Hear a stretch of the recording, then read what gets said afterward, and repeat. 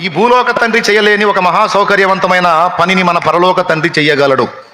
పరుగు పందెంలో ఉన్న మనకి అయ్యా కొడుక్కి ట్రైనింగ్ ఇవ్వగలుగుతాడు, కొడుక్కి మంచి మేత పెట్టి మేపగలుగుతాడు. సీన్లోకి పోయినాక రూల్లోకి వెళ్ళిన తర్వాత గీతల మధ్యలోకి వెళ్ళి పరిగెత్తడం మొదలుపెట్టిన తర్వాత వీడు పరిగెత్తలేకపోయి ఆయాసపడ్డాడు అనుకో, వాళ్ళ అయ్యా పరిగెత్తుకుంటూ వచ్చి ఏం కాదు బేటా కొంచెం రిలాక్స్ అవ్వ బేటా అని ఊరడించి ముందుకు నడిపించడానికి రూల్స్ ఒప్పుకో. అట్లా కుదరదు. తండ్రి ఏదన్నా వాడికి ఉపచారం చేయడానికి రూల్స్ ఒప్పుకోవు.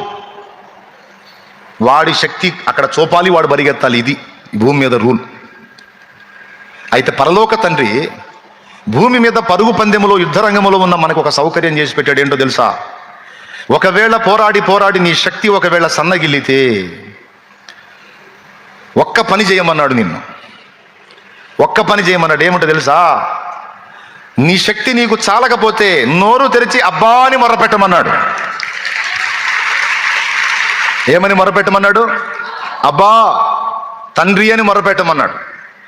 ఎప్పుడైతే అలాగ మొరపెడతావో, అబ్బా తండ్రి నాయనా నా వల్ల కావట్లేదంటో, వెంటనే దేవుని మహాశక్తి నీలో పనిచేయటం మొదలుపెట్టింది. అది విషయం, ఇక్కడ రహస్యం.